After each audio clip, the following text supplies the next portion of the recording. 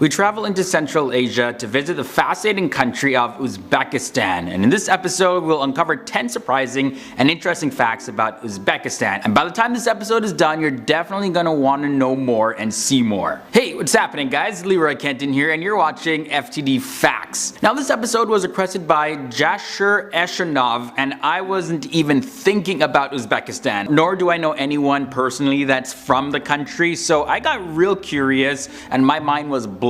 So thanks my friend. I learned a lot researching for this episode, and I hope you guys enjoy this one and learn as well. So let's just jump into the facts, okay? Now I want to start off with some basics. Uzbekistan is officially known as the Republic of Uzbekistan, and it's a landlocked country in Central Asia. It has a total land area of 447,400 square kilometers. Tashkent is its capital city as well as its largest city, and when it comes to languages, Uzbek and Russian are the official languages of Uzbekistan. The Uzbek Som is the country's official currency, and the 5 countries that border Uzbekistan are Kazakhstan, Kyrgyzstan, Tajikistan, Afghanistan, and Turkmenistan. Yeah, a lot of stan. And that was like 8 facts in one. That was like your appetizer, right? So let's get into the main course coming up. Now, one of the most unique things about Uzbekistan is that it's one of only 2 countries in the world that are double landlocked countries. Now I did mention that Uzbekistan is a landlocked country, right? So a doubly landlocked country is a landlocked country surrounded by other landlocked countries. And the only other doubly landlocked country in the world is Liechtenstein. Also, none of the rivers in Uzbekistan lead to the sea. Also, some powerful nations once controlled Uzbekistan, so the region that's currently known as Uzbekistan was once part of the Persian Empire, which was conquered by Alexander the Great around the 4th century BC. Now the region also was under the rule of the Mongols in the 13th century when it was under the leadership of Genghis Khan, who conquered the region. Now later in the 16th century, the region came under Tamerlane control, and then fast forward to 1925, the region was under the control of the Soviets, and at that time the nation was known as Uzbekistan Soviet Socialist Republic. So that's a little bit of a history of Uzbekistan. Now let's look at the flag. When it comes to the national flag of Uzbekistan, we see the color blue, and that color blue symbolizes the Turkic people and also the sky. Now the white signifies peace and the striving for purity in thoughts and deed, while the green represents nature and also represents Islam. The red stripes are the vital force of all living organisms that link good and pure ideas with the eternal sky and the deeds on earth. So there's a whole lot of meaning inside of that flag. Uzbekistan is also the home of 5 different UNESCO World Heritage Sites. The heritage sites are Ichchan Kala, which is one of the last resting places of the caravans in the medieval period before crossing the desert to Iran. You'll also find more than 250 old houses there. Then there is Bukhara, and that's one of the medieval cities in Central Asia located on the famous Silk Road, and it's believed to be more than 2,000 years old with several monuments that are still intact to this day. Other World Heritage Sites in the country include Samarkand, which is a crossroads of culture. Then there's Western Tian Shan, and finally there is the historic center of Shakh-Rizyev. Now to be honest guys, normally when we think of pyramids, literally the only thing that comes to mind is Egypt, right?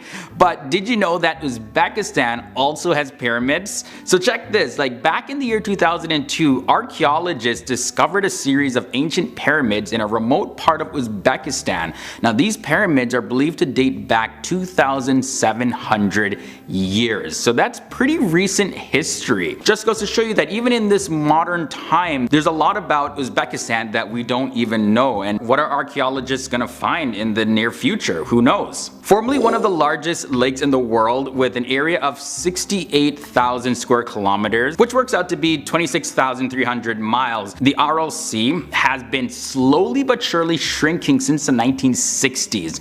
Now it's so sad seeing this, like take a look at these photos. Those satellite images taken by NASA in August of 2014 show that for the first time in modern history, the eastern basin of the Aral Sea had completely dried up, and the eastern basin is now called Aralkum Desert. It honestly looks like one of those celebrity plastic surgery before and after photos, like just completely different. So let's talk about religion real quick. So Sunni Islam is the dominant religion in Uzbekistan, and it makes up 93% of the total population of the country, except for 1% of the Shia Muslims, but they mostly live in the territory of Bukhara and Samarkand. There's also Christians and other religions there as well that make up the rest of the percentage. Very popular across Central Asia, we have plow, and it's nothing less than the national obsession of Uzbekistan. So you know we gotta talk about food, right? But there's a world record to go along with this. Uzbek chefs produced a plow dish so big that it entered the Guinness Book of World Records.